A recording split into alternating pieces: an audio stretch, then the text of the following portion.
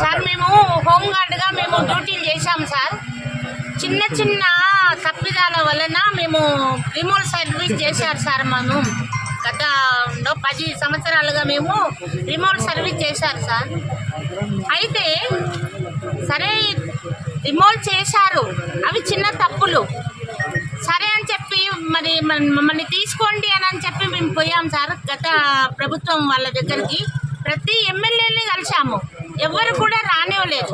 గతంలో రేవంత్ రెడ్డి గారి సార్ని కూడా కలిసాము.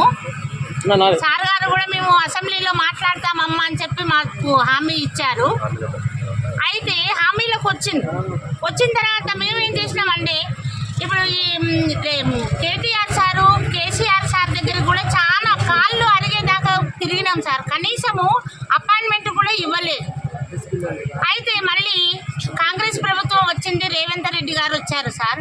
వచ్చిన తర్వాత ప్రజావాణి అని చెప్పి మన ప్రజాభవన్లో మేము కలిసాము సార్ని. మా బాధలు ఏదో మేము చెప్పుకున్న తర్వాత సరే అమ్మా అని చెప్పి మేము కలిసిన ఒక 3 రోజులకే అనౌన్స్ చేశారు, హోంగార్డులను తీసుకోవాలి, వాళ్ళ సాధక బాధలు అన్నీ మేము కూడా పోలీస్ డిపార్ట్మెంట్ ఆ కుటుంబంలో నుంచే వచ్చామని చెప్పి చెప్పారు.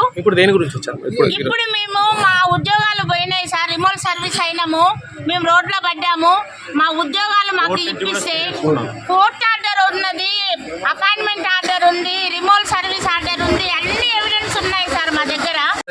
आली जनाब रेवंत रेड्डी साहब से हम गुजारिश कर रहे हैं कि सीएम साहब से, हम होमगार्ड से एक्स होमगार्ड है, हम 2014 में ट्रिब्यूनल कोर्ट से आर्डर लिए, आज तक हमारे को नौकरी नहीं दिए।